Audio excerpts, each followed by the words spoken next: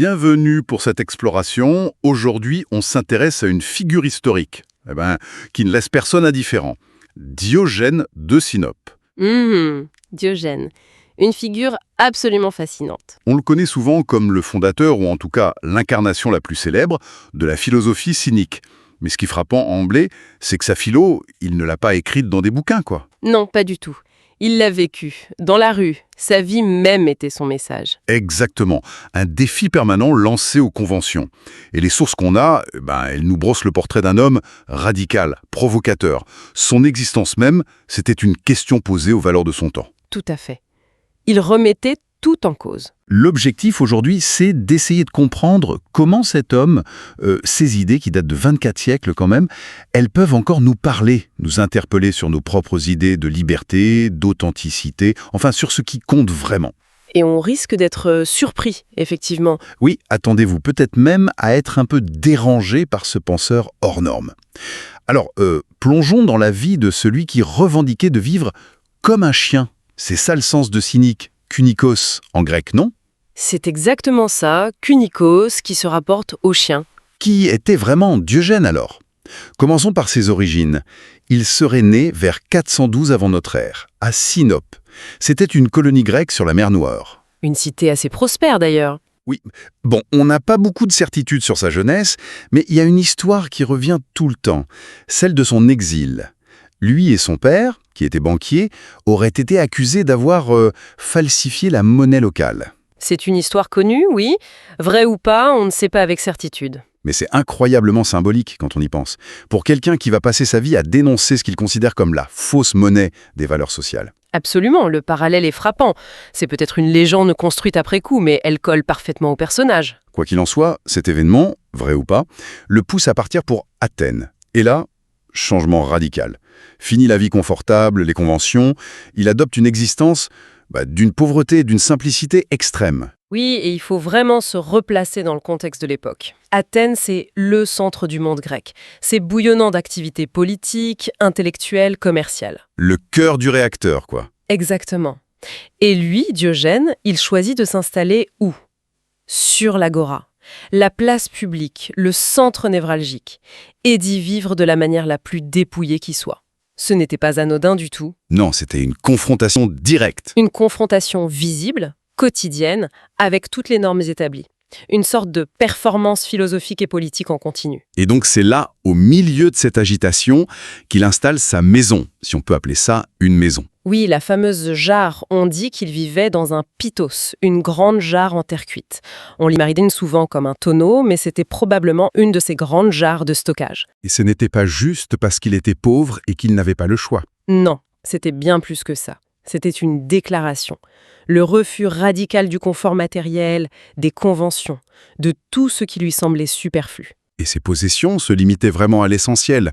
On parle d'un manteau rêche qui lui servait de vêtement, de couverture. C'est ça, un bâton de marche aussi, et une besace pour mendier sa nourriture. Il avait aussi une écuelle pour boire au début, mais il y a cette anecdote célèbre. Ah oui, l'histoire de l'enfant. Exactement. Il voit un jeune garçon boire simplement dans le creux de ses mains. Et là, il aurait jeté son écuelle en disant quelque chose comme « Cet enfant m'apprend qu'il y a encore du superflu dans ma vie ». C'est tout à fait ça. Cette recherche d'épure, c'était constant chez lui. Et cette simplicité, donc, ce n'était pas juste un style de vie un peu excentrique. Non, non. C'était vraiment l'expression directe de sa philosophie. Chaque geste, chaque élément de sa vie publique y niait, mendier, dormir dehors ou dans sa jarre, satisfaire ses besoins naturels sans aucune gêne. Oui, ça aussi, ça devait choquer. Évidemment. Tout ça, c'était une leçon vivante contre le matérialisme, contre l'importance des apparences, contre les règles sociales qu'il jugeait artificielles et, au fond, aliénantes. Et c'est comme ça qu'il incarne le cynisme. Oui, il en est la figure la plus emblématique. Une philosophie qui prône le rejet radical des désirs considérés comme non naturels, ceux imposés par la société, la richesse, la gloire, le pouvoir, le statut. L'objectif, c'est quoi alors ? C'est de rechercher une vie vertueuse, en accord avec la nature comprise comme l'ordre naturel des choses, débarrassée des complications et des corruptions de la civilisation. Et ce qui est fou, c'est qu'il n'a rien écrit. Rien du tout. Son enseignement passait par l'action par la provocation, par le dialogue souvent mordant, et surtout par l'exemple de sa propre vie. Il était sa philosophie sous les yeux de tous. Alors justement, explorons un peu les concepts clés derrière cette démarche si particulière. Cette idée de vivre selon la nature, ça sonne presque un peu doux, mais chez Diogène, c'était plutôt un combat, non? Une rupture très volontaire avec les habitudes athéniennes. Ah oui, tout à fait. Ce n'était pas du tout une retraite paisible à la campagne, genre retour à la terre.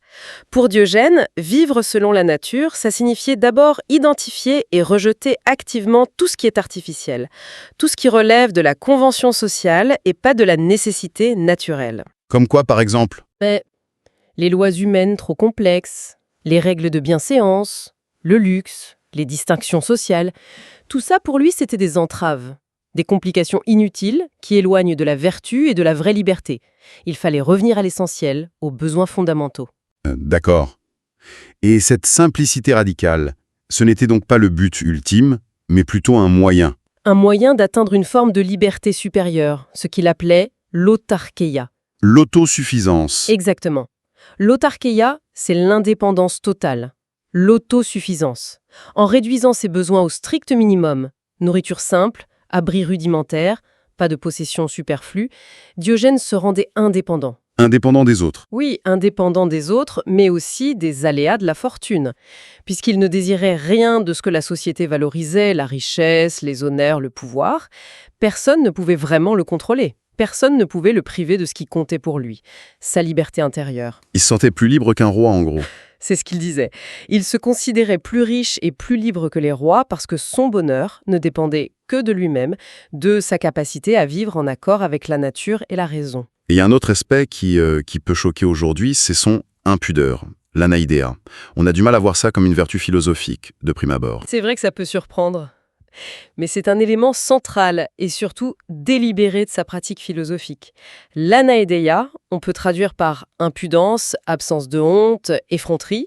Ça consistait à transgresser volontairement les tabous sociaux, même les plus ancrés. Comme manger sur la place publique? Oui, ou uriner devant tout le monde, ignorer les hiérarchies, critiquer les gens sans ménagement. Le but, c'était de montrer par l'acte que la honte, c'est une construction sociale, une émotion artificielle liée au jugement des autres. Ce qui est naturel ne devrait pas être honteux, c'est ça l'idée, hein? Voilà. Pour Diogène, ce qui est naturel ne saurait être honteux. C'était une sorte de thérapie de choc contre le conformisme et l'hypocrisie ambiante. Et pour porter cette critique, cette transgression, il avait une arme redoutable, la parésia, la franchise absolue, parfois brutale. C'était son outil pour démasquer les faux-semblants. Tout à fait. La parésia, c'est le courage de dire la vérité.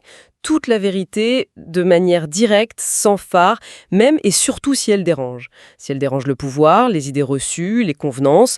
Il ne mâchait pas ses mots, quoi. Pas du tout. Il mania la parésia comme un scalpel pour disséquer l'hypocrisie. Et il n'épargnait personne, les politiciens, les citoyens trop fiers d'eux, les autres philosophes qu'il jugeait trop abstraits ou trop complaisants. Sa parole était libre, incisive, souvent sarcastique, mais toujours dans le but de provoquer une prise de conscience. Et l'anecdote qui illustre ça parfaitement, c'est celle de la lanterne, non? Ah oui, la fameuse lanterne en plein jour. On raconte qu'on le voyait parfois errer dans les rues, bondé d'Athènes, en plein jour, avec une lanterne allumée à la main. Et quand les passants interloqués lui demandaient ce qu'il cherchait, il répondait « Je cherche un homme ». Terrible. Le sous-entendu, c'est que dans cette cité si fière de sa civilisation, impossible de trouver un être humain vraiment honnête, vertueux, authentique. Quelle provocation. C'était cinglant, effectivement. Une critique sociale radicale. Toute sa vie, en fait, c'est une collection d'anecdotes où sa philosophie s'exprime en actes, souvent pleine d'esprit, parfois carrément mordante. Par exemple, on lui aurait demandé quel était le meilleur vin à boire. Et sa réponse ? Celui des autres. Difficile de faire plus concis pour exprimer son détachement de la propriété, et peut-être ironiser sur le plaisir qu'on prend à ce qu'il ne coûte rien. C'est très cynique, au sens propre. Il visait aussi souvent les autres écoles de pensée. Platon en particulier, qu'il trouvait trop dans les nuages, quoi. L'épisode du poulet plumé, ça aussi c'est assez révélateur. Oui, c'est une histoire très célèbre. Platon, dans son Académie, aurait défini l'être humain comme un bipède sans plumes. Une définition un peu sèche, on peut dire. Très abstraite en tout cas. Et ça n'a pas plu à Diogène. Alors ni une ni deux, il aurait plumé un coq. Il aurait fait irruption dans l'école de Platon en brandissant la pauvre bête et en s'écriant « Voici l'homme de Platon ». Carrément. Ce geste, c'est bien plus qu'une simple farce ou une attaque personnelle, c'est une critique philosophique mise en scène. Qu'est-ce qu'il attaquait, au fond? Il attaquait ce qu'il percevait comme le danger d'une philosophie trop spéculative, déconnectée du réel, de l'expérience sensible. En ridiculisant la définition de Platon par l'absurde et le concret, il rappelait brutalement la nécessité d'une pensée ancrée dans la vie, dans l'observation directe. C'est une performance philosophique vraiment qui vise à questionner la validité des abstractions coupées du monde. Mais bon, de toutes les rencontres de Diogène, la plus iconique, celle qui a vraiment traversé les siècles, c'est sa confrontation avec Alexandre le Grand. Ah oui, l'image est incroyablement forte. D'un côté, Alexandre, jeune au sommet de sa gloire, maître d'un empire immense, l'homme le plus puissant du monde connu. Et de l'autre, Diogène, vieux, sans rien, vivant dans sa jarre, avec juste sa liberté comme richesse. C'est ça. Et Alexandre, intrigué par ce philosophe dont la réputation était parvenue jusqu'à lui, vient le voir. Diogène est en train de se chauffer au soleil. Et le grand conquérant, magnanime, lui propose de demander ce qu'il veut, n'importe quoi. Et il l'obtiendra. Et la réponse de Diogène. Légendaire. Ôte-toi de mon soleil. Cet échange, c'est d'une puissance symbolique extraordinaire. Ça cristallise l'essence même de l'autarkia, de l'indépendance cynique. Face au pouvoir absolu. Face à la puissance matérielle et politique absolue d'Alexandre, Diogène oppose une liberté intérieure inébranlable. Sa réponse, ça veut dire « Tu n'as rien qui puisse m'intéresser. Ma richesse, ma liberté, ma tranquillité, ça ne dépend pas de ce que toi tu peux m'offrir. C'est fou quand même. La seule chose que tu fais là, c'est me priver d'un bien naturel et gratuit, la chaleur du soleil. C'est une affirmation radicale que le vrai pouvoir, le vrai bonheur, ça réside à l'intérieur de soi, hors d'atteinte des puissances extérieures. Il ne demande rien parce qu'il a déjà l'essentiel, à ses yeux. Quel héritage nous laisse ce personnage hors du commun alors? C'est frappant de se dire qu'il n'a rien écrit lui-même. Effectivement, aucun écrit de sa main ne nous est parvenu. Tout ce qu'on sait de sa vie, de ses paroles, ça nous a été transmis par des auteurs postérieurs, souvent plusieurs siècles après, comme Diogène Laërce. Et ces récits sont fiables ? Ils sont parfois contradictoires, un peu embellis, on sent la légende qui s'est construite. Mais l'image globale qui s'en dégage reste assez cohérente. Et malgré cette absence d'écrit, son impact a été considérable. Oui, considérable. Sa vie, ses maximes ont vraiment frappé les esprits. Le cynisme, qu'il a incarné de façon si spectaculaire, a non seulement perduré comme courant philosophique, certes minoritaire, mais il a aussi profondément influencé d'autres écoles. Ah oui, lesquelles? Notamment en fournissant certaines bases conceptuelles au stoïcisme, qui lui deviendra une des philosophies majeures du monde gréco-romain. On pense que Zénon de Kition, le fondateur du stoïcisme, a été inspiré par l'exemple cynique. D'accord. Et avec le temps, Diogène est devenu plus qu'un philosophe, presque un mythe, non? Un archétype? Tout à fait. Il incarne l'esprit de résistance face au conformisme, le courage de vivre selon ses convictions, même les plus radicales. C'est le symbole de la liberté individuelle poussée à son extrême, de l'authenticité sans concession. Et puis, cette critique féroce de l'hypocrisie sociale, du culte des apparences, du matérialisme. Bon, l'histoire est fascinante, le personnage est puissant, on est d'accord, mais concrètement, qu'est-ce que ce philosophe en maillon qui vivait il y a 2400 ans peut bien nous apporter aujourd'hui dans nos sociétés modernes si différentes? Sa radicalité, c'est pas juste une curiosité historique un peu extrême? Je pense que non, au contraire. Je le trouve d'une actualité assez surprenante. Sa pensée, son exemple de vie, ça soulève des questions fondamentales qui résonnent fort aujourd'hui. Sa critique virulente de la course à la richesse, au statut, à la consommation effrénée. Ça nous parle, forcément. Oui. Est-ce que ça nous invite pas à interroger nos propres valeurs ? Ces buts que notre société nous présente comme désirables. L'argent, le statut, les possessions. Est-ce que c'est vraiment ça, la clé du bonheur? Ou est-ce que ce sont, comme dirait Diogène, des illusions, des fausses monnaies qui nous aliènent plus qu'elles ne nous libèrent? C'est une vraie question. Et puis, il y a cette idée forte de la liberté par la simplicité volontaire, par la frugalité. Dans un monde qui nous pousse à accumuler, à dépendre de plus en plus de choses, technologie, biens matériels, reconnaissance sociale, Diogène nous propose une autre voie. Laquelle? Et si la vraie liberté, c'était de réduire nos besoins, de se détacher du superflu pour se recentrer sur l'essentiel? Moins de dévire, moins de dépendance, c'est potentiellement plus d'autonomie, moins de vulnérabilité aux pressions extérieures. C'est vrai qu'en vous écoutant, on pense presque à une forme antique de minimalisme radical. Cette idée que le bonheur, c'est pas forcément ajouter toujours plus de biens, plus de reconnaissance, plus d'expérience, mais peut-être enlever, éliminer ce qui nous encombre, ce qui nous détourne de nous-mêmes. Exactement. Et au-delà même de la question matérielle, il y a l'héritage de son courage. Son courage moral et intellectuel. Sa pratique de la parésia. Se parler vrai, même quand ça dérange. Oui, ça aussi c'est actuel. C'est un puissant rappel à l'ordre à notre époque. Une époque saturée d'infos, de fake news, de communication très policée, et parfois d'une hypocrisie assez généralisée. Diogène nous inspire à cultiver l'intégrité, la cohérence entre ce qu'on pense, ce qu'on dit et ce qu'on fait. Un appel au courage en fait. Oui, un appel au courage, de remettre en question, de dénoncer les impostures, de penser, de vivre de manière authentique. Donc pour résumer, Diogène de Sinope, c'est bien plus que le philosophe autonome. C'est l'image d'une vie comme manifeste, un défi constant aux conventions, une quête acharnée d'honnêteté radicale et la démonstration vécue qu'une vie simple, en accord avec la nature et ses propres principes, c'est possible.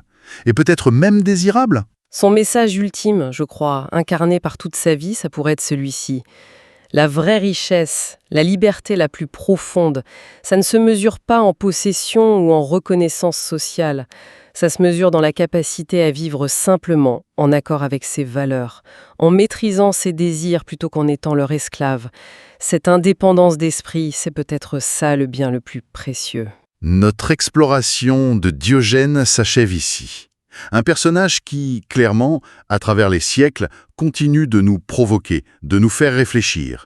Et pour prolonger cette réflexion, peut-être une question inspirée par son exemple. À quoi ça pourrait ressembler, concrètement, pour nous, aujourd'hui, une tentative de vivre une vie plus simple et honnête, dans la complexité de notre monde actuel? Voilà, une question à méditer.